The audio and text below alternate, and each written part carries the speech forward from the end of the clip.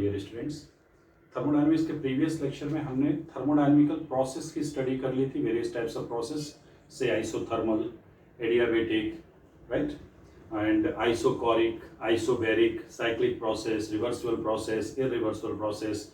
तो ये सभी प्रोसेस हमने पिछले लेक्चर में अच्छे से समझ लिए थे।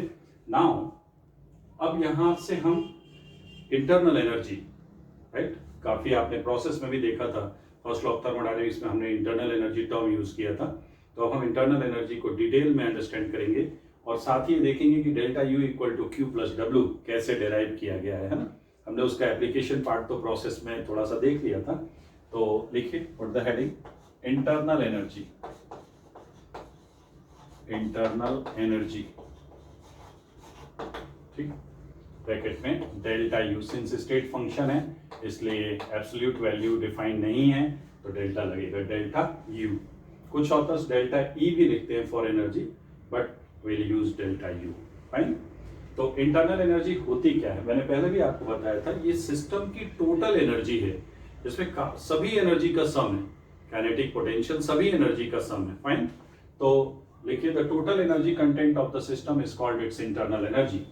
The total energy content of the system is called its internal energy। तो internal energy में क्या क्या होता है देखिए, राइट, इसमें रहेगा rotational energy, translational energy, ET translational energy plus rotational energy plus vibrational energy, ये तीनों काइनेटिक एनर्जी है। Translational, rotational and vibrational, these all three are internal kinetic energy of the system. Fine. इसके बाद E inter nuclear आप कह सकते हो, ठीक है, या इंटरमॉलिक्यूलर कह सकते हो, इंटरमॉलिक्यूलर। अब ये तो फोर्स हो गया, ये पोटेंशियल एनर्जी प्रोवाइड करेगा। फिर nuclear, right, nuclear plus electronic energy, फिर एक रिलेटिविस्टिक एनर्जी जो रेस्ट मास से रिलेटेड है। तो सिस्टम में जितनी भी वेरियस टाइप्स ऑफ एनर्जीज होती हैं उन सबका सम इंटरनल एनर्जी होता है, दैट इज यू। तो ये जो है translational, rotational and vibrational, it is internal kinetic energy of system, internal kinetic energy of system। और intermolecular, nuclear, electronic, relativistic energy is related with the rest mass defined by Einstein equation E equal to mc square। this is related to, चलिए एक एक करके हम लिख लेंगे in terms को। देखिए where ET equal to translational energy, ET equal to translational energy, ER rotational energy, EV vibrational energy, A intermolecular लिखा है, ये इंटरमोलिकुलर फोर्स से रिलेटेड एनर्जी है, EN nuclear energy, EE electronic energy, ER relativistic energy. और relativistic energy के आगे लिखिए related to rest mass of the system given by E equal to mc square। Fine. तो ये इंटरनल एनर्जी है बेटा, various types of internal energy है। अब इसमें ध्यान रखिए गैसेस के लिए, आइडियल गैसेस के लिए, फॉर आइडियल गैसेस के लिए अगर हम एक एक पॉइंट डिटेल में देखें, आइडियल गैसेस के लिए ई इंटरमॉलिक्यूलर जीरो हो जाएगा क्योंकि आइडियल गैस में कोई इंटरमॉलिक्यूलर फोर्स नहीं होता है। तो आइडियल गैसेस की इंटरनल एनर्जी कैसे डिफाइन होगी बताइए। इंटरनल काइनेटिक एनर्जी मतलब E काइनेटिक में रोटेशनल, ट्रांसलेशनल, वाइब्रेशनल सब आ गए। उसके बाद U nuclear, E nuclear plus या E electronic plus E nuclear plus E relativistic, ये जो एनर्जीज हैं, फाइन, इलेक्ट्रॉनिक, न्यूक्लियर, रिलेटिविस्टिक, ये एनर्जीज मैं आपको बताऊं नॉर्मल थर्मोडायनेमिकल प्रोसेस में चेंज ही नहीं होती। अब इलेक्ट्रॉनिक ट्रांजिशन थोड़ी होने लगेगा या न्यूक्लियर रिएक्शंस होने लगे हैं। फाइन। तो ये टर्म जो होती है वो कांस्टेंट होती है, इसलिए internal energy basically kinetic energy means translational, rotational और वाइब्रेशनल एनर्जी का सम होती है। तो under normal thermodynamical operations these forms of energies remain unaffected, means remains, यहां लिख लीजिए, under normal thermodynamical process these forms of energies remain constant, does not change. तो E के प्लस एक कांस्टेंट वैल्यू आ जाएगी। तो बेसिकली ये पार्ट चेंज होता है, ठीक है, समझ गए, नोट कर लीजिए। और आइडियल गैसेस ही इंटरमॉलिक्यूलर, लेकिन रियल गैसेस में, ठीक है ना, रियल गैसेस में ये भी आ जाएगा आपका कौन सा, इंटरमोलिकुलर इंटरनल एनर्जी भी आ जाएगी, ये कांस्टेंट है, ये कांस्टेंट वैल्यू है। For real gases, next point लिखें, फॉर रियल गैसेस, अब रियल गैसेस में वैन डर वाल्स फोर्स आ जाएंगे, so all above energies will be included along with E intermolecular that reflects van der Waals force, okay, and that will provide potential energy to the system. Force जो है bind करेगा और system को potential energy provide करेगा, okay. Next लिखिए, अगला point लिखिए, in solids, solids में जो काइनेटिक है, काइनेटिक एनर्जी है E K is approximately equal to E vibrational in solids। Kinetic energy mainly vibrational energy में, क्योंकि एनर्जी देंगे तो मॉलिक्यूल्स जो है मेन पोजीशन के अक्रॉस वाइब्रेट करने लगते हैं। तो इन सॉलिड्स देखिए, in solids E kinetic energy equal to E vibrational.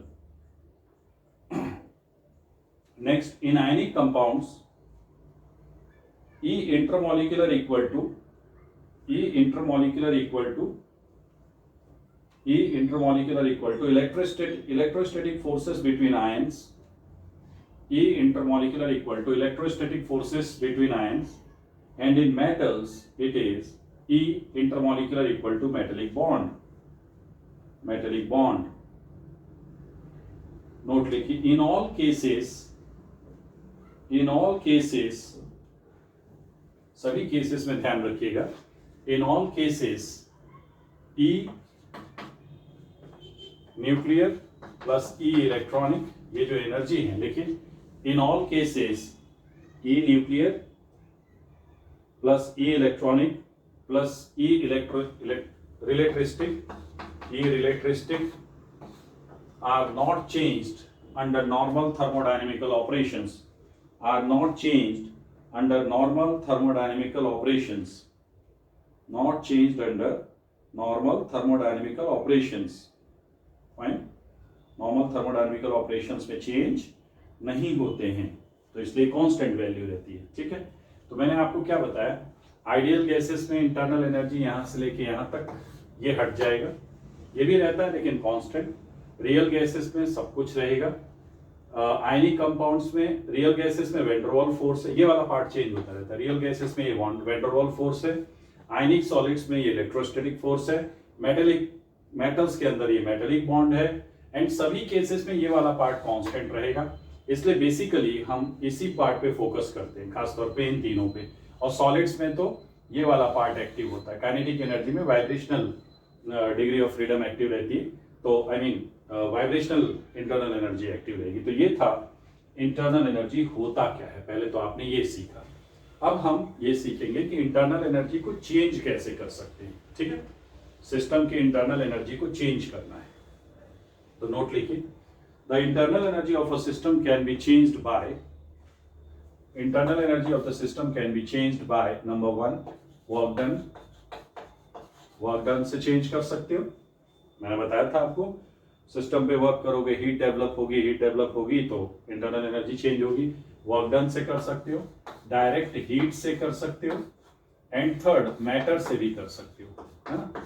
क्योंकि आपको मालूम है कोई भी एनर्जी हो, काइनेटिक हो, पोटेंशियल हो, मैटर से रिलेटेड तो है ही, मास से रिलेटेड तो है ही, मतलब वर्क से चेंज कर सकते हैं इंटरनल एनर्जी को, हीट से और मैटर से। ज्यादा मोल्स गैस के मिला दीजिए, ये दो ज्यादा इंपॉर्टेंट है। तो इससे पहले कि मैं और आगे बढ़ूं, थोड़ा सा आपको साइन कन्वेंशन बता दूं, ठीक है। लिखिए हेडिंग, नोट लिख लीजिए, क्योंकि ये जरूरी है। केमिस्ट्री में साइन चेंज है, फिजिक्स से sign convention for work and heat as per IUPAC guidelines, IUPAC committee की गाइडलाइंस के अकॉर्डिंग। बहुत आसान तरीका बता देता हूं, anything added to the system, add मतलब प्लस होता है, anything added to the system will be positive and anything taken out from the system will be negative, fine। तो इसमें कैसे लिखोगे, ए लिखो, work done on the system, work done on the system कैसा होता है, work done on the system positive, on the system you are adding something, and work done by the system, अब system work कर रहा है, by the system, ये कैसा होगा, work done by the system, ये होता है नेगेटिव। ऐसे ही heat supplied to the system, anything if you are adding to the system will be positive. Heat supplied to the system, heat supplied to the system कैसा होगा, positive. And heat taken away from the system, देख लीजिए, heat taken away from the system will B negative. तो sign convention आपको नहीं भूलना है बच्चों, बहुत अच्छे से इसको तैयार कर लीजिए, ठीक है। मतलब अगर सिस्टम पे वर्क हो रहा है, मतलब कंप्रेशन वर्क है तो पॉजिटिव होगा, और एक्सपेंशन वर्क है तो वो नेगेटिव हो जाएगा। फाइन। तो यहां से ध्यान रखिए, मैटर वाला पोर्शन उतना इंपॉर्टेंट नहीं है, लेकिन इन दो से हम इंटरनल एनर्जी को चेंज करते हैं, ठीक है। तो इसका मतलब W compression, compression work done हमेशा केमिस्ट्री में पॉजिटिव आएगा, फिजिक्स में नेगेटिव होता है, वॉल्यूम डिक्रीज हो रहा है। Fine. W compression positive and W expansion यहाँ पे नेगेटिव रहेगा, ठीक है। तो ये आपको मालूम होना चाहिए। ऐसे ही हीट अगर सिस्टम में, जैसे मान लीजिए आपका सिस्टम आइसोथर्मल प्रोसेस पढ़ा था ना आपने, अगर हीट सिस्टम में एंटर कर रही है, मान लो यहाँ आइडियल गैस है, and if heat is entering to the system, Q will be positive. Fine. And if heat is leaving the system, अगर हीट जो है सिस्टम से बाहर आ रही है, प्रोसेस आइसोथर्मल है, एंटर कब होगी, जब एक्सपेंशन होगा। एक्सपेंशन होने से कूलिंग होने लगेगी ना, और टेम्परेचर को कांस्टेंट रखने के लिए हीट अंदर जाएगी। और अगर कंप्रेशन करोगे तो हीट बढ़ेगी, टेम्परेचर बढ़ने लगेगा, लेकिन प्रोसेस आइसोथर्मल है तो टेम्परेचर को कांस्टेंट रखने के लिए हीट बाहर, तो यहाँ पे Q नेगेटिव हो जाएगा। ये मैंने आइसोथर्मल प्रोसेस, एडियाबेट में तो हीट अंदर बाहर होती नहीं है, तो ये दोनों हीट आपने जो डायग्राम्स देखे हैं, these are for isothermal process to keep temperature constant, है ना। Heat is either entering the system or leaving the system depending upon whether expansion is going on or compression is going on. Fine. तो I hope आपको ये बात समझ में आ गई होगी। अब देखिए, अब मैं आपको बताता हूँ, नेक्स्ट नोट लिखिए। नेक्स्ट लेट, अब मान लो हम एक सिस्टम ले रहे हैं, यहाँ पे एक सिस्टम है जिसमें ये मूवेबल मासलेस फ्रिक्शनलेस पिस्टन है, यहाँ आइडियल गैस भरी हुई है, और कंडक्टिंग आपकी कंडक्टिंग वॉल है। Now if W work is done on the system, ध्यान दीजिएगा, if W work is done on the system, यानी वर्क डन, कंप्रेशन वर्क हो रहा है, and Q heat is also allowed to enter in the system. बहुत ध्यान से देखिएगा, अब इंटरनल एनर्जी की क्या हालत खराब होगी, अब आप समझ रहे होंगे। तो if W work is done on the system, if work done, W work is done on the system,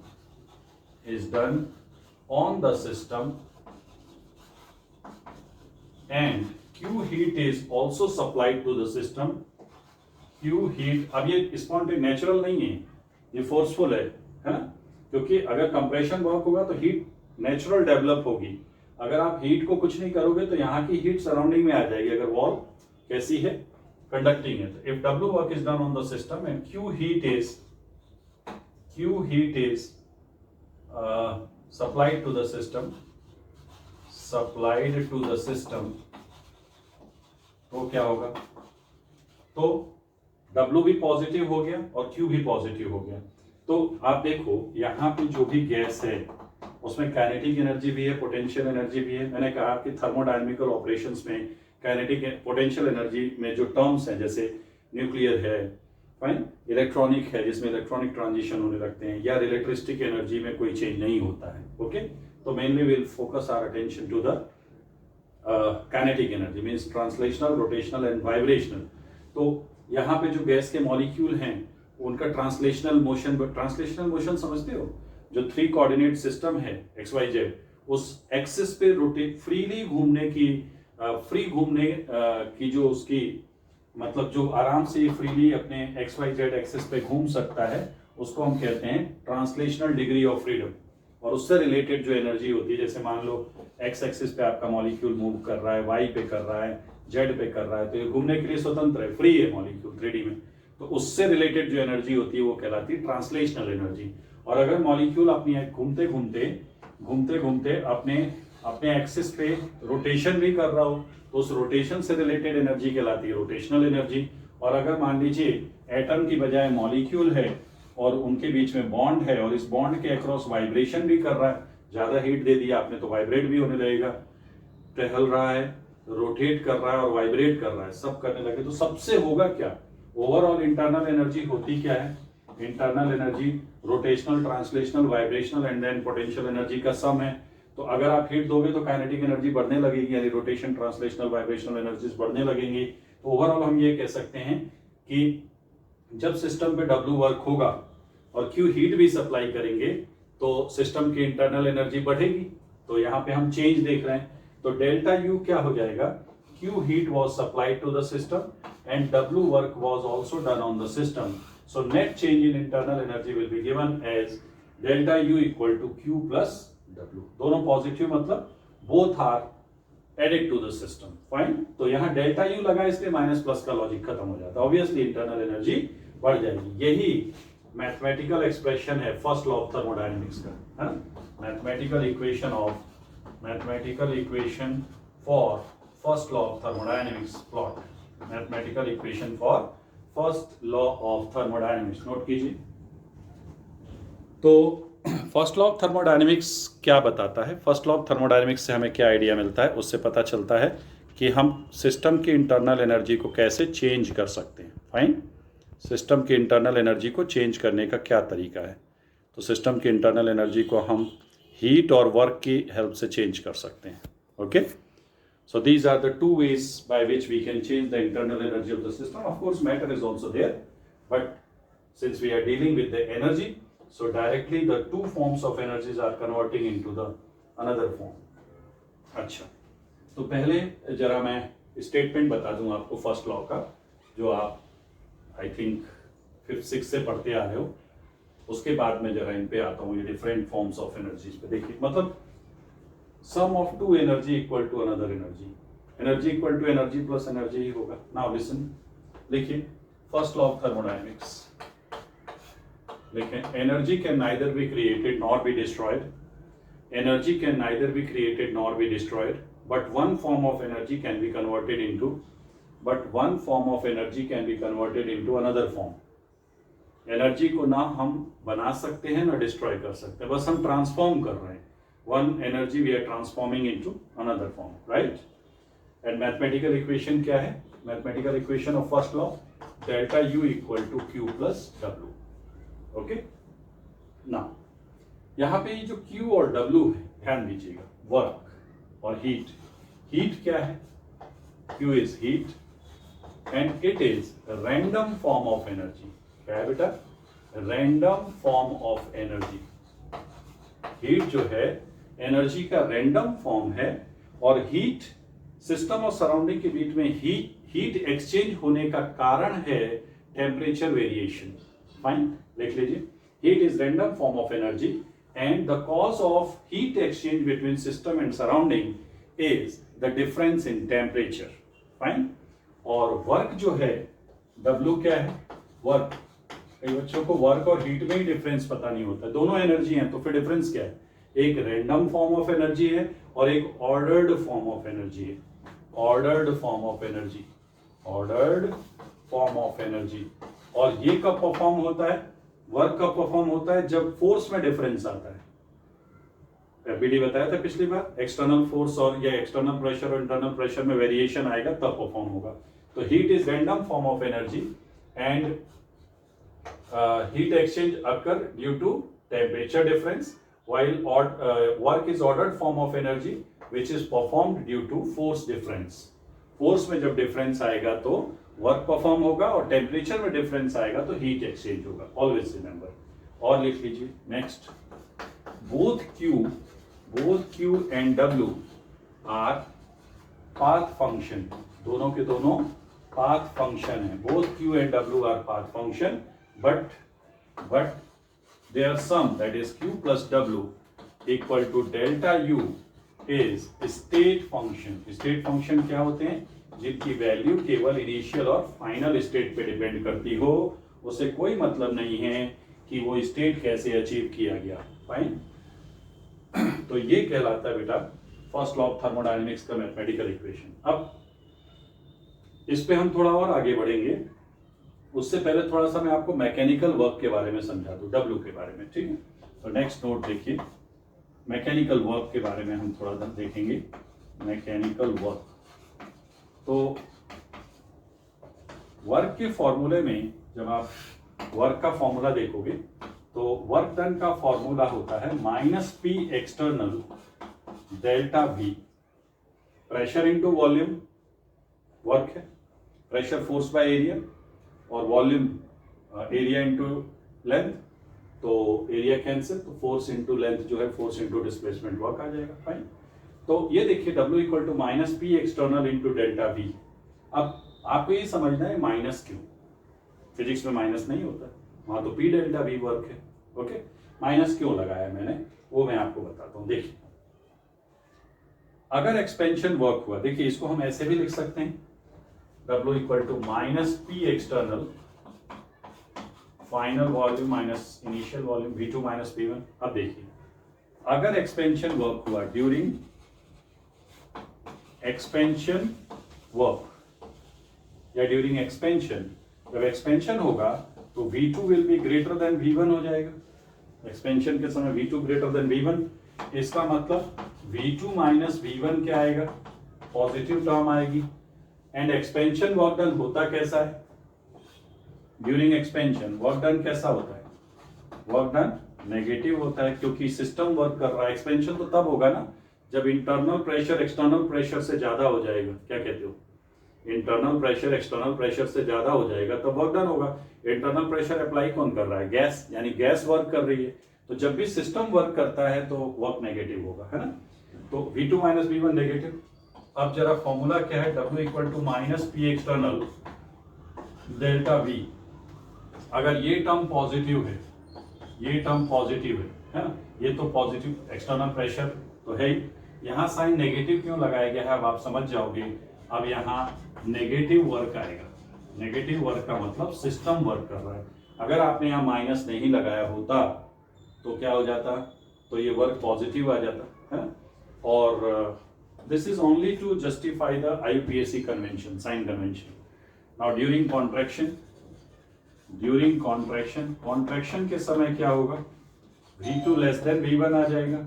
और V2 लेस देन अगर V1 आया तो इसका मतलब V2 माइनस V1 ये नेगेटिव हो जाएगा, और ये नेगेटिव हुआ तो W इक्वल टू होता है -P एक्सटर्नल डेल्टा V। अब ये टर्म अगर नेगेटिव हो गई और पहले से माइनस साइन लगा हुआ है तो वर्क डन कैसा हो जाएगा, पॉजिटिव। IUPAC कन्वेंशन के अकॉर्डिंग कॉन्ट्रैक्शन के समय हम सिस्टम पे वर्क करते हैं तो वर्क डन कैसा होता है, वर्क डन यहाँ पे पॉजिटिव होता है। तो ये जो माइनस साइन केमिस्ट्री में वर्क में लेके चलते हैं उसके पीछे सिर्फ एक लॉजिक है, IUPAC का साइन कन्वेंशन जस्टिफाई करना, नथिंग एल्स। फाइन, तो ये ध्यान रखिए। अच्छा, इस माइनस का एक्सपेंशन कॉन्ट्रैक्शन से कोई लेना देना, मतलब इस गलतफहमी मत रहना कि जब एक्सपेंशन होगा तो माइनस आएगा, मतलब माइनस लेके चलना है, और कॉन्ट्रैक्शन होगा तो माइनस लेके नहीं चलना। जी नहीं, ये माइनस हमेशा लेके चलना है, ये ऑटो आपके वर्क के साइन को एडजस्ट करेगा। ओके, समझ में आ रही बात। अगर ये माइनस छोड़ देते तो यहाँ पे नीचे वाला वर्क, मान लो आप कह रहे हो सर कंप्रेशन है तो कंप्रेशन कर दोगे तो इस माइनस की वजह से ही तो ये प्लस हुआ। तो आपका वर्क डन का फॉर्मूला में हमेशा माइनस साइन आएगा। ये आप एक्सपेंशन कॉन्ट्रैक्शन से इंडिपेंडेंट है, ये एक्सपेंशन कॉन्ट्रैक्शन के साइन को ऑटो जस्टिफाई करने के लिए ही पहले से वहां पे माइनस साइन लेके चला गया है। क्लियर। तो कभी भी ध्यान रखिए कि ये माइनस साइन आपको हटाना नहीं है। There will always be negative sign in the chemistry in the formula of work. ये मुझे सब्जेक्ट वाइज इसलिए बताना पड़ता है क्योंकि फिजिक्स में ऐसा नहीं है। फाइन, तो ये लिख लिया मैकेनिकल वर्क का फॉर्मूला। अब हम फिर से फर्स्ट लॉ ऑफ थर्मोडायनेमिक्स पे चलते हैं। फ्लॉट क्या कहता है, फ्लॉट कहता है कि W equal to delta U equal to Q plus W। तो हम यहाँ लिख सकते हैं delta U equal to Q minus P delta V, isn't it. एक ये भी इक्वेशन आ सकती है। चलो ये हम इसको लाएंगे अभी, जरा हम इस इक्वेशन को एज पर फ्लॉट ये लिखिए ना। First point, in isochoric process, isochoric process, isochoric process में आपको पता है डेल्टा वी जीरो होता है, volume is kept constant, right. और फर्स्ट ऑफ थर्मोडायनेमिक्स है delta U equal to Q plus W, delta U equal to Q plus W या Q minus P delta V, isn't it. अब delta V अगर zero है तो delta U क्या आ जाएगा, ये आ जाएगा क्यू वी। इसका मतलब क्या है, इसका मतलब समझिए कि अगर कोई प्रोसेस है जिसमें रिजिड लिया है हमने, we are not allowing the piston to move upward, fine. तो ये एक रिजिड सिस्टम है जिसमें पिस्टन अपवर्ड मूव नहीं कर सकता है। यहाँ एक आइडियल गैस फील्ड है। अब अगर आपने कांस्टेंट वॉल्यूम मतलब रिजिड कंटेनर में, क्यू पॉजिटिव है ना, रिजिड कंटेनर में अगर आपने सिस्टम के अंदर क्यू हीट सप्लाई की तो ये हीट देखिए एक फॉर्म को दूसरे फॉर्म में कन्वर्ट होना है। सिंस डेल्टा भी जीरो है तो डेल्टा भी जीरो है तो यहाँ पे वर्क डन जीरो हो जाएगा, W minus P delta we होता है तो वर्क डन जीरो हो जाएगा। ये जीरो हो गया तो जो हीट सिस्टम में गई वो क्या करेगी, it will change the internal energy of the system. तो when heat enters the system it will increase internal energy, or you can say the heat will change internal energy of system, fine। internal energy को change करेगा, increase करेगा, obviously kinetic energy को बढ़ा देगा और क्या करेगा, ठीक है।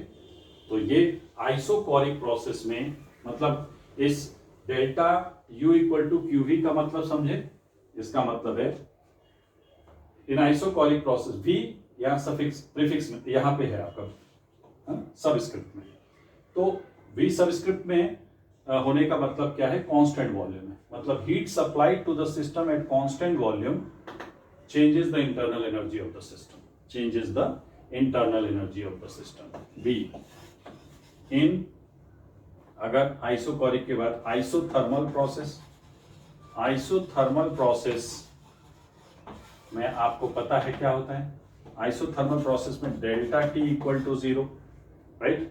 एंड आपको ये भी पता है कि internal energy of ideal gas, internal energy of ideal gas is function of temperature only.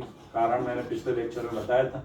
तो अगर टेम्परेचर ही कांस्टेंट है मतलब डेल्टा यू में भी कोई चेंज नहीं आएगा, तो डेल्टा यू भी जीरो होकर इंटरनल एनर्जी में चेंज नहीं आ रहा। अब अगर आपने ऐसे में सिस्टम को हीट दिया, ये अब आपका मूवेबल पिस्टन है, अब ये रिजिड नहीं है, फाइन। तो ये गैस भरी हुई है।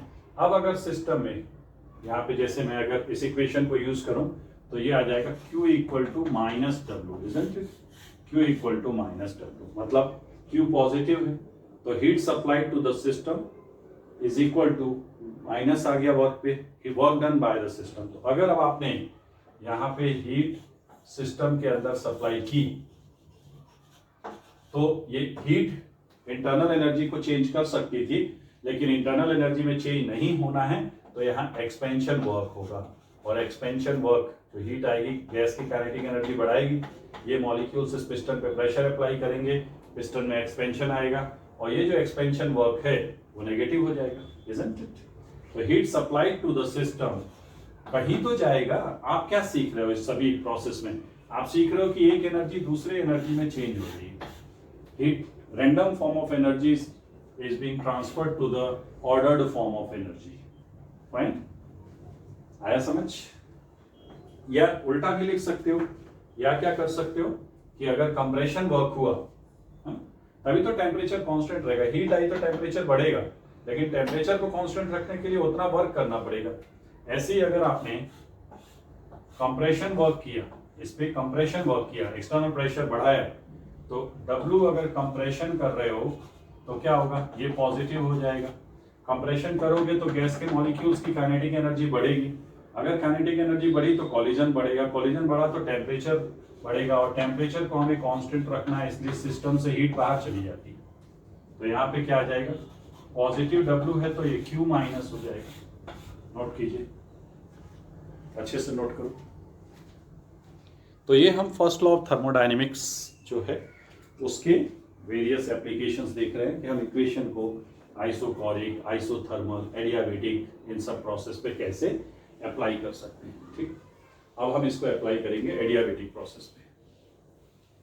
फाइन, एडियाबेटिक प्रोसेस पे क्या होगा? थर्ड, फॉर एडियाबेटिक प्रोसेस में Q जीरो होता है, हीट ना तो सिस्टम में एंटर करेगी ना सिस्टम के बाहर जाएगी, तो डेल्टा U इक्वल टू क्या है? Q plus W। अगर Q जीरो है तो delta U equal to W हो जाएगी। मतलब कि अब एडियाबेटिक कराना है तो वॉल इंसुलेटेड, मैंने पहले भी समझाया हुआ है आपको। वॉल कैसा लेना पड़ेगा? इसका इंसुलेटेड वॉल लेनी पड़ेगी। फाइन, इंसुलेटेड वॉल लेनी पड़ेगी। और यहाँ पे अगर हम पिस्टन अप्लाई करें, पूरा इंसुलेटेड है, पूरा packed, heat is not allowed to leave और एंटर द सिस्टम। नाउ अगर आपने ये देखो W पॉजिटिव, अगर कंप्रेशन वर्क कर रहे हो तो कंप्रेशन वर्क पॉजिटिव होता है। अब वर्क होगा, पिस्टन नीचे आएगा, काइनेटिक एनर्जी बढ़ेगी तो हीट डेवलप होगा, लेकिन हीट को बाहर तो जाना नहीं है, तो हीट क्या करेगी? सिस्टम की इंटरनल एनर्जी को बढ़ा देगी। तो work done will change the internal energy of the system. तो डेल्टा U इक्वल टू क्या होता है? W adiabatic. तो ये आपने फर्स्ट लॉ ऑफ थर्मोडायनेमिक्स का एडियाबेटिक प्रोसेस में एप्लीकेशन देखा, राइट? नोट कीजिए। तो ऐसे ही अगर एक्सपेंशन वर्क होगा, देखो एडियाबेटिक एक्सपेंशन और कंप्रेशन के समय मैंने बताया था, ड्यूरिंग एडियाबेटिक कंप्रेशन क्या होता है? हीटिंग होती है, heating occur, and during adiabatic expansion cooling occur. Fine, क्यों है मालूम है आपको? क्योंकि हीट अंदर बाहर नहीं हो रही है, राइट? क्लियर हो गया? तो सिर्फ सिस्टम की इंटरनल एनर्जी चेंज होगी। तो ये हमने देखा कि फर्स्ट लॉ ऑफ थर्मोडायनेमिक्स को हम वेरियस प्रोसेस पे कैसे अप्लाई कर सकते हैं। अब हम ये देखेंगे कि वेरियस प्रोसेस में वर्क हम ये देखेंगे कि वर्क पाथ फंक्शन कैसे, how work is path function. Okay, तो हेडिंग लिखिए work. First point, it is ordered form of energy. बताया ना अभी आपको, ऑर्डर्ड फॉर्म ऑफ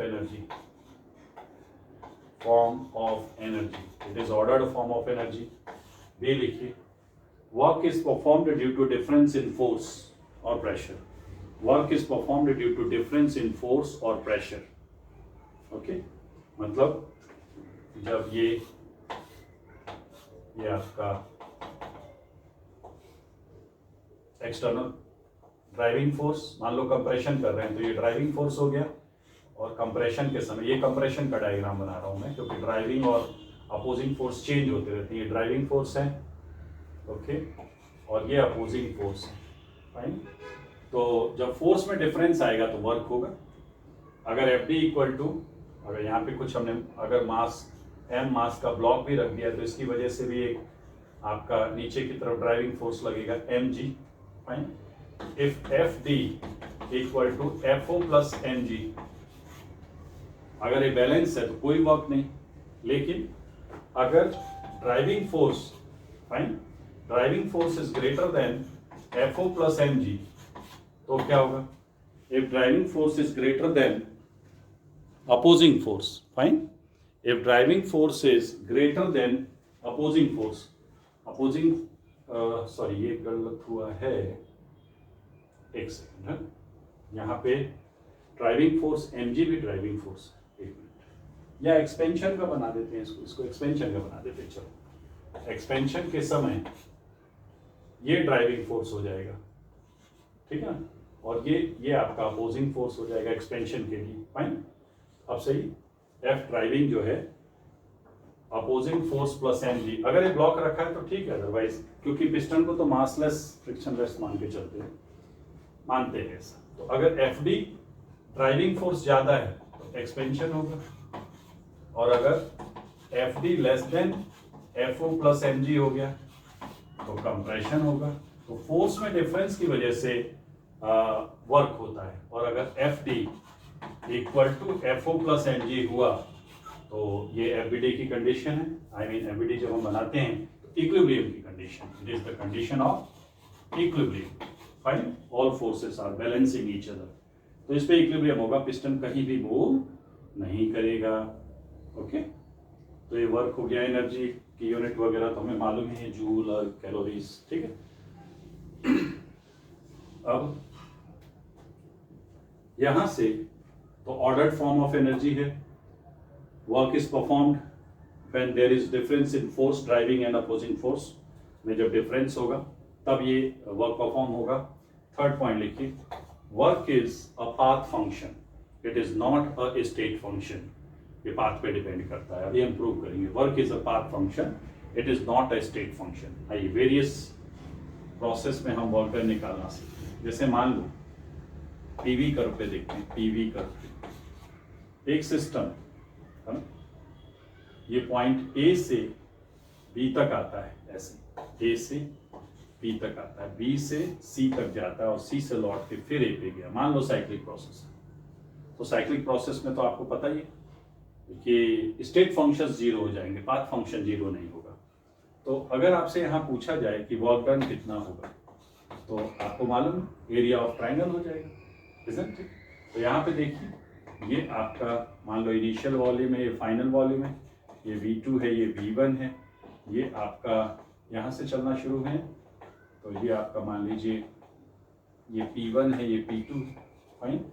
तो वर्क डन क्या हो जाएगा, एरिया ऑफ ट्राइंगल, तो 1/2 into delta P into delta V, ठीक है। अब ये नेगेटिव आएगा पॉजिटिव, वो देखते हैं, ठीक है। वर्क डन नेगेटिव आएगा या पॉजिटिव, अगर आपको देखना है कैसे देखोगे, ध्यान से देखिए।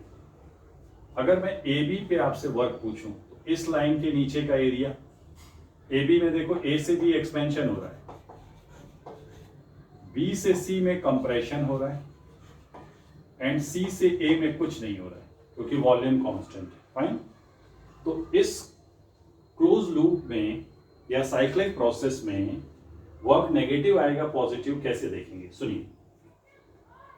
एक्सपेंशन वाली जो लाइन है उसके नीचे का एरिया ज्यादा है, कंप्रेशन वाली लाइन के नीचे का एरिया कम है, मतलब आप कह सकते हो यहाँ पे एक्सपेंशन वर्क डन ग्रेटर है कंप्रेशन वर्क से, फाइन। तो अगर एक्सपेंशन वर्क ज्यादा और एक्सपेंशन वर्क नेगेटिव होता है, therefore net work will be negative. इससे भी प्रूव कर सकते हो आप, delta P, P2 minus P1, P2 minus P1, fine. यहां से चले ना इनिशियल, और ये V2 माइनस P1, तो ये टर्म नेगेटिव है, देखो P2 कम है P1 से, तो ओवरऑल वर्क डन कैसा हो जाएगा, नेगेटिव। एक चीज और, कई बार पेपर में पूछता है साइक्लिक प्रोसेस में अगर प्रोसेस क्लॉकवाइज है तो फिजिक्स में क्लॉकवाइज प्रोसेस का वर्क डन पॉजिटिव आता है और केमिस्ट्री में क्लॉकवाइज प्रोसेस का वर्क डन नेगेटिव आता है। अब ये क्यों आता है, इसके पीछे का लॉजिक मैंने आपको समझा दिया है, क्योंकि यहाँ पे IUPAC का साइन कन्वेंशन लगा हुआ है कि भैया कौन सा वर्क पॉजिटिव और कौन सा वर्क नेगेटिव, गॉट इट। तो इस तरीके से इसमें वर्क डन निकल जाएगा, ठीक है। और देखते हैं कुछ डायग्राम, जैसे P V, मान लो A से B आप यहाँ आए और B से A इस रास्ते से लौट गए। अब आपसे पूछा जाए कि नेटवर्क बताइए कैसा होगा, तो यहाँ पे पहले नेटवर्क क्या हो जाएगा, WAB प्लस WB, तो ये एक्सपेंशन वर्क है और ये कंप्रेशन वर्क है, फाइन। एक्सपेंशन वर्क ज्यादा है, देखो यहाँ पे अगर हम अलग अलग देखें इसको पीवी कर्व पे, तो आपको दिख रहा है ना, ये यहाँ से यहाँ तक का एरिया, ये वर्क डन क्या होगा, इंटीग्रेट करके निकलेगा, मैं आपको बताऊंगा आगे। ये एरिया ऑफ शेडेड रीजन, अब ये डायरेक्ट कैलकुलेशन तो नहीं होगी, मतलब मान लीजिए ये W1 है और एक्सपेंशन है इसलिए नेगेटिव है, और फिर दूसरा जो दूसरा वर्क हो रहा है B से A का, वो आपका यहाँ से यहाँ जा रहा है B से A। अब यहाँ कितना वर्क हुआ ये देख लो, इसका एरिया, फाइन। तो ये एरिया W2 हो जाएगा जो कि पॉजिटिव होगा क्योंकि कंप्रेशन हो रहा है। अब बताओ W1 ज्यादा है कि W2, बोलो। तो आप कहोगे सर W1 ज्यादा है W2 से, एरिया ज्यादा है ना यहाँ, तो कौन सा वर्क ज्यादा है, clearly expansion work expansion work is greater than compression work. Expansion work is greater than compression work का मतलब हो गया कि जो डब्ल्यू नेट होगा वो कैसा हो जाएगा, नेगेटिव हो जाएगा। नोट कर लीजिए प्लीज, समझिए। देखो ये भी क्लॉकवाइज प्रोसेस है और क्लॉकवाइज प्रोसेस में साइक्लिक प्रोसेस है। तो साइक्लिक प्रोसेस में कैसे निकालोगे वर्क? साइक्लिक प्रोसेस में अगर लूप क्लॉकवाइज है तो वर्क नेगेटिव आता है यहां पे।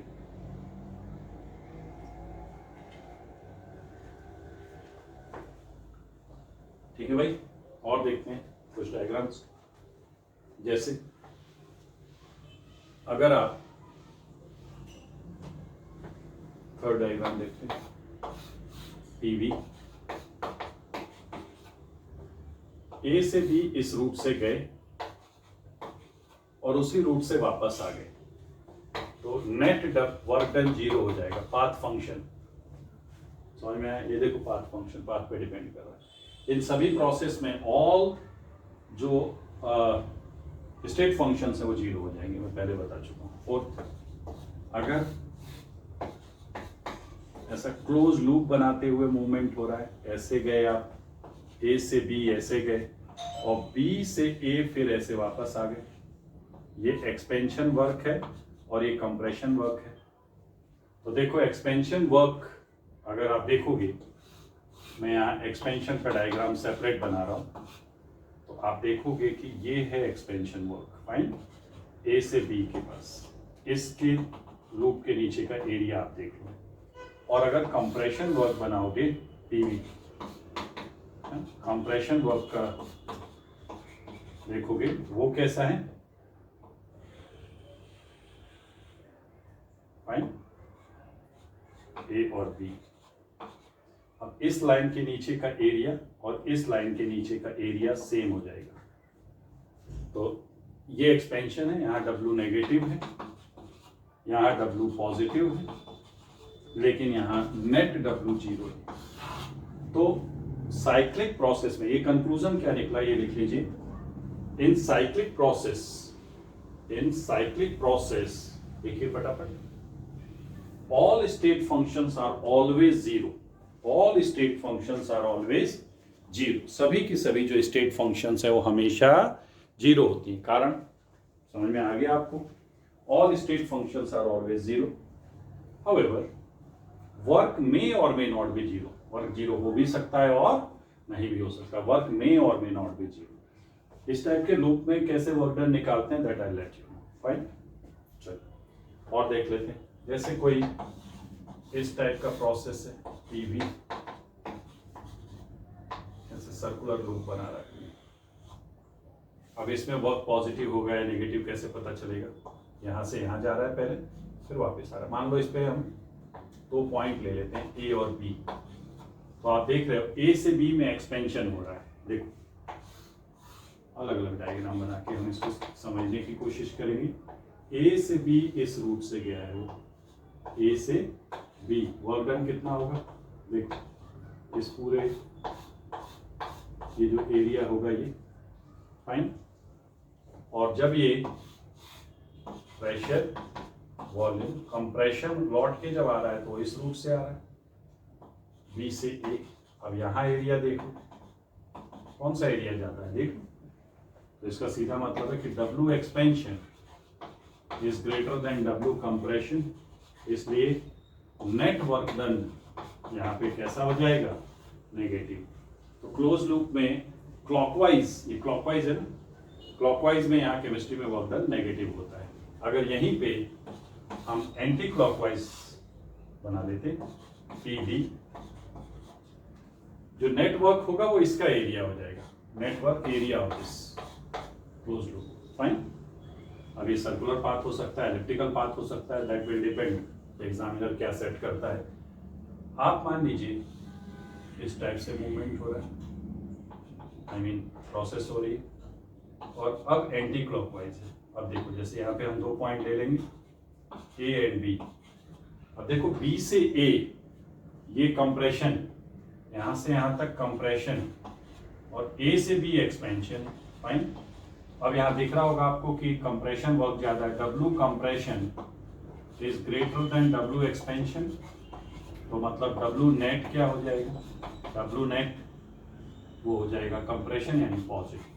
तो एंटी क्लॉकवाइज साइकिल में work done, anti clockwise cycle में वर्क डन कैसा होता है, पॉजिटिव, और क्लॉकवाइज साइकिल में वर्क डन कैसा होता है, नेगेटिव। क्लॉकवाइज में नेट एक्सपेंशन वर्क डन होता है, means expansion dominates over compression, and anti clockwise में compression work dominates over expansion. तो ये मैंने आपको बताया कि how work is path function and all the state functions in cyclic process will always B zero. इसे नहीं भूलना है आपको, नहीं पता चला आपने गड़बड़ कर दी, ठीक है ना, क्लियर हो गया। तो इसको जरा नोट कर लीजिए, सभी डायग्राम बना लीजिए आप लोग अच्छे से, और देखिए कैसे साइन निकालते। बस यहाँ पे केमिस्ट्री में एक ही इशू है कि यहाँ पे IUPAC कन्वेंशन लगा हुआ है, तो बस जब एक्सपेंशन वर्क डोमिनेट करे तो उसे हमें नेगेटिव कर देना है, दैट्स इट, इसके अलावा कुछ नोट कीजिए, ठीक। अब एक मैं आपको एक क्लोज लूप दे रहा हूं, उसमें जरा हम देखेंगे किस टाइप से वर्क हो रहा है। देखना, ध्यान से देखना सभी लोग। एक सिस्टम है जिसमें प्रेशर वॉल्यूम कर्व पे हम देख रहे हैं, एक सिस्टम ए से बी आइसोबैरिक वे में चेंज होता है। ए से बी आइसोबैरिक चेंज, मतलब जितना प्रेशर यहाँ है, मान लीजिए P1 V1, यहाँ के कोऑर्डिनेट्स P1 V1 और यहाँ के P2 V2, और टेम्परेचर भी ले लो P1 V1 T1, P2 V2 T2, fine. ए से बी ऐसे गया, बी से सी तक आइसोकोरिक वे में आया, मतलब P3 V3 T3, और C से A तक इस वे में गया, ओके। तो अब ये बताइए कि यहां ये बताया गया कि ये आइसोबैरिक एक्सपेंशन दिख रहा है आपको, ये आइसोकोरिक प्रोसेस है, तो बताएगा एग्जामिनर आपको आइसोकोरिक, और ये बोल देगा मान लीजिए एडियाबेटिकली गया है, एडियाबेटिक कंप्रेशन हो रहा है, एडियाबेटिक क्या है, कंप्रेशन है। तो अब आप यहाँ पे इस ग्राफ को देख के बता सकते हो डब्ल्यू नेट क्या होगा, नेट वर्क डन पॉजिटिव आएगा कि नेगेटिव, दिमाग लगाओ।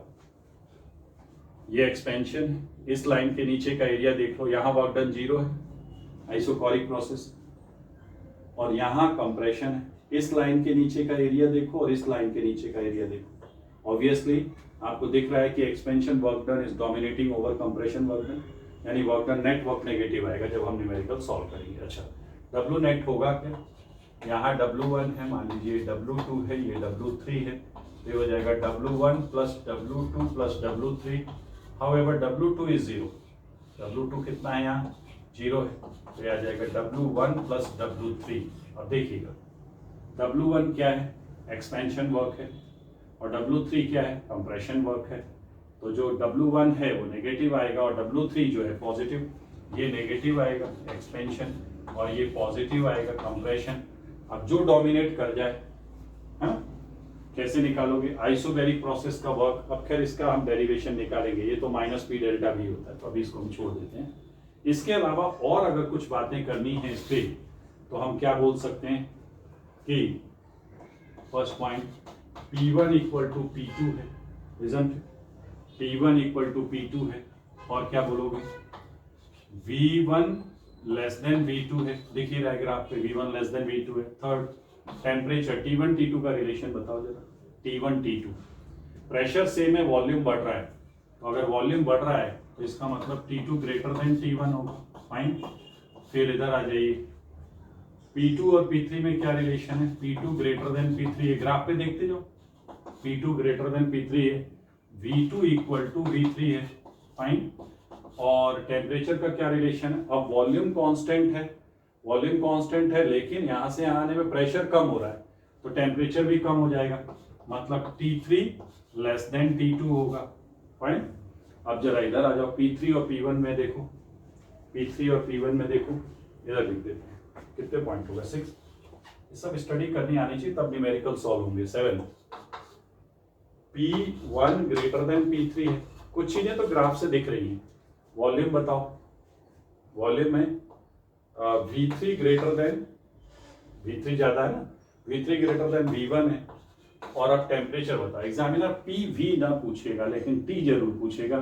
आप सुनो क्या हो रहा है। एडियाबेटिक कंप्रेशन, कंप्रेशन में होती है हीटिंग, तो हीटिंग का मतलब T1 ग्रेटर देन T3 आ जाएगा। वैसे भी लॉजिक लगा सकते हो। देखो यहां से यहां जाने में क्या हो रहा है, प्रेशर बढ़ रहा है, तो प्रेशर बढ़ रहा है तो टेम्परेचर बढ़ेगा, हालांकि वॉल्यूम भी कम हो रहा है। लेकिन हम इसको किस वे में निकालेंगे, एडियाबेटिक कंप्रेशन है और एडियाबेटिक कंप्रेशन में हीटिंग होती है, इसलिए T1 जो टेम्परेचर होगा वो T3 से ज्यादा हो पाएगा। प्रेशर वॉल्यूम के टर्म में उसको जब कोरिलेट करोगे तो यहाँ ग्राफिकली प्रॉब्लम हो सकती है। तो इसको सिंपली एडियाबेटिक कंप्रेशन में हीटिंग होती है इसलिए टेम्परेचर बढ़ेगा। फाइन, तो ये हमने देख लिया। इसके अलावा अगर इस प्रोसेस में, देखिए मैंने प्रोसेस डिजाइन कर दिया है, किस टाइप का क्वेश्चन जेई में आ गया था, एक बार सब्जेक्टिव क्वेश्चन आ गया था, उसने पूरा नेटवर्क पूछा था। इसके अलावा अगर आपसे कोई पूछे कि नेट प्रोसेस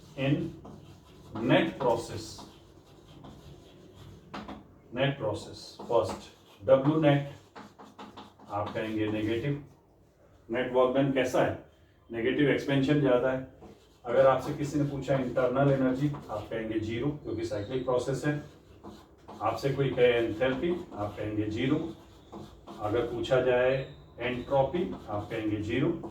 अगर पूछा जाए इंटरनल एनर्जी डेल्टा G, आप कहेंगे फ्री एनर्जी 0। अगर आपसे पूछा जाए डेल्टा T इन net process 0, net cyclic process लिख सकते हो, cyclic process, delta P 0, delta V 0, क्योंकि ये सभी के सभी स्टेट फंक्शन है एक्सेप्ट वर्क एंड हीट।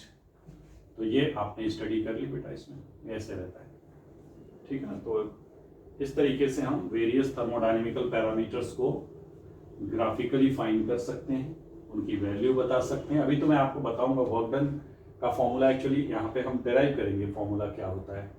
यहाँ तो खैर वर्क होता नहीं, यहाँ सिंपल है, P कांस्टेंट अगर रहा, P1 इक्वल टू P2 है तो माइनस P डेल्टा भी हो जाएगा, ठीक है। आइसोबैरिक प्रोसेस का वर्क डन होता है W equal to minus P delta V। Fine, तो इसको नोट कीजिए जरा, अच्छे से नोट करें।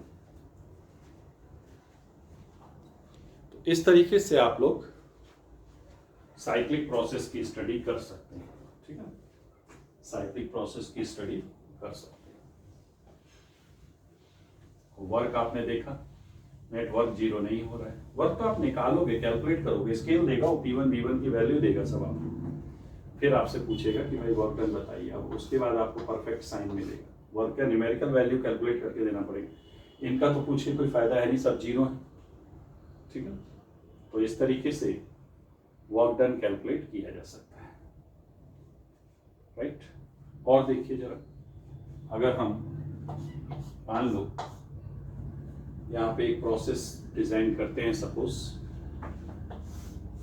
ये देखिए PV कर्व पे, सपोज ये A से B एक सिस्टम, A से B आइसोथर्मली आता है, सपोज A से B, A to B एक आइसोथर्मल प्रोसेस है, और ये जो C से D आप देख रहे हो ये भी एक आइसोथर्मल प्रोसेस है। अब देखिएगा आइसोथर्मल प्रोसेस है और यहाँ मान लीजिए टेम्परेचर T1, इस प्रोसेस पे ये एक्सपेंशन हो रहा है मान लो, और यहाँ कंप्रेशन है। फाइन, A से B तक आइसोथर्मल एक्सपेंशन है मान लो, AB क्या है, आइसोथर्मल एक्सपेंशन, और D से C आपको क्या दिख रहा है, DC, ये आइसोथर्मल, बताया जाएगा, नेम नहीं देगा तो टेम्परेचर दे देगा, कहेगा यहाँ T1 है और यहाँ T2 है तो T1 equal to T2, okay.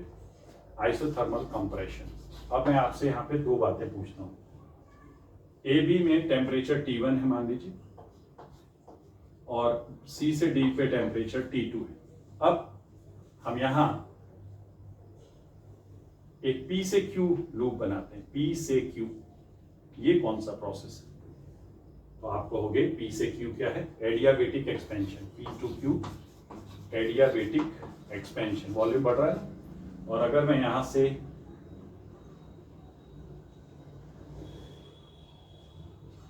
ये क्या है? RS क्या कहोगे?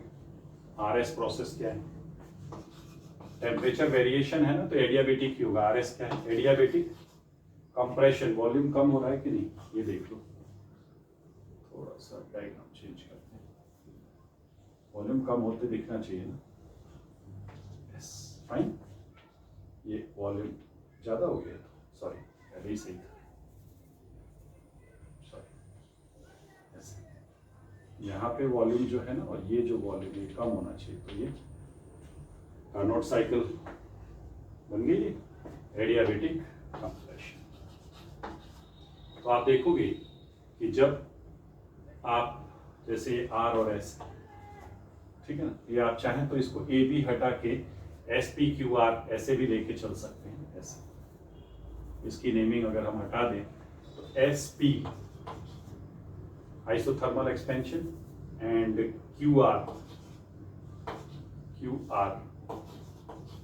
आइसोथर्मल कंप्रेशन, PQ और RS देख ही लिया। तो अब आप देखो S से P तक ध्यान से देखिएगा, टेम्परेचर को कांस्टेंट रखना है।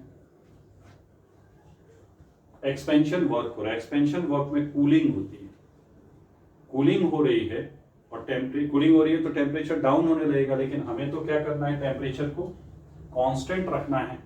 तो you will allow heat to enter in the system, Q, fine.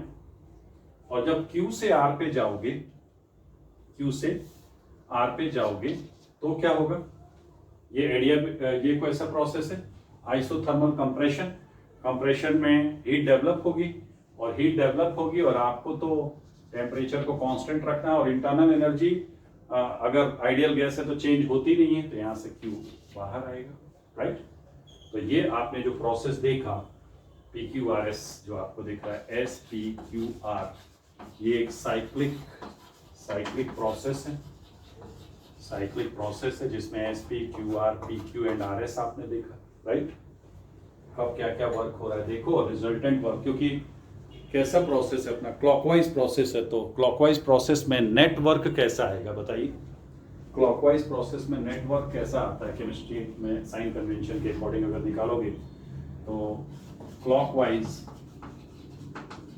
Cyclic process, cyclic loop में या प्रोसेस में नेटवर्क W नेट जो होगा वो क्या होगा? WSP। अब इसका फॉर्मूला नेक्स्ट मीटिंग में मैं डेराइव करूंगा, वर्क कैसे निकालते हैं। WSP plus WPQ plus WQR, इसमें कोई भी वर्क जीरो नहीं होगा, प्लस WQS, और ये नेटवर्क जो है वो नेगेटिव आएगा। कैसे आएगा नेगेटिव, वो हम डेराइव करेंगे नेक्स्ट मीटिंग में। तो इसको अच्छे से नोट कर लीजिए बेटा, राइट। कार्नोट साइकिल का जो कार्नोट इंजन का जो डायग्राम बनता है ना, इसे टाइप करो। तो ये अच्छे से नोट कर लीजिए।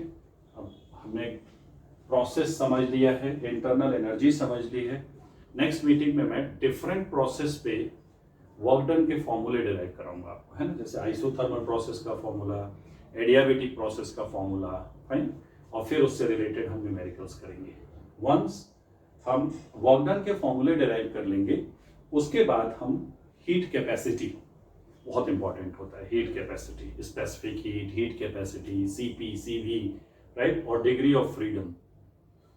क्योंकि सीपी सीवी कैसे चेंज होता है, अगर हमने किसी सिस्टम को टेम्परेचर दिया, हीट दिया, तो कैसे वो हीट क्या करती है सिस्टम में जाके, कैसे इंटरनल एनर्जी को चेंज करती है, कौन से, जैसे मैंने बताया ना, इंटरनल एनर्जी, काइनेटिक एनर्जी और पोटेंशियल एनर्जी का सम है। तो पोटेंशियल एनर्जी तो थर्मोडायनेमिकल ऑपरेशंस में चेंज नहीं होते, बट काइनेटिक एनर्जी तो चेंज होती है। रोटेशनल एनर्जी आपका रोटेशनल के बाद ट्रांसलेशनल एनर्जी, रोटेशनल एनर्जी और वाइब्रेशनल एनर्जी कैसे बदलती है, उससे related freedom, degree of freedom कैसे चेंज होते हैं, कैसे कैलकुलेट किया जाता है, वो हम पढ़ेंगे।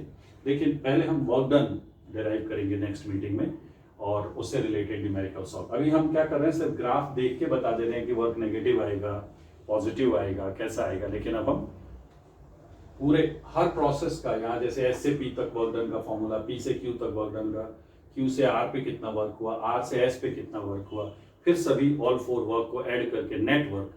अदरवाइज ये एक साइक्लिक लूप है, तो इसमें स्टेट फंक्शंस तो सभी के सभी क्या हो जाएंगे, जीरो हो जाएंगे। ठीक है बेटा, तो इसको अच्छे से कर लीजिए। Thermodynamics is a very important chapter, बहुत इंपॉर्टेंट है।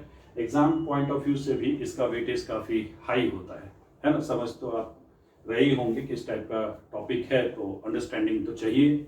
और जेई एडवांस के लिए बहुत इंपॉर्टेंट है। जेई एडवांस के लिए थर्मो, इलेक्ट्रो और आयनिक, इन 3 चैप्टर को कंबाइंड करके प्रॉब्लम बनाई जाती है। तो मास्टरी इन तीनों पे होनी चाहिए अच्छे से, तब जाके वो न्यूमेरिकल हिलेगा आपसे। अगर कहीं भी आप कंसेप्चुअली वीक पड़ गए तो बस वहीं से आपको वो डीरेल कर देगा। तो हमें डीरेल नहीं होना है, हम कंसेप्ट को बहुत अच्छे से सीखेंगे एंड प्रॉब्लम सॉल्व करेंगे। ओके, सो आज के लिए बस इतना ही, फिर मिलते हैं। Thank you very much, God bless you.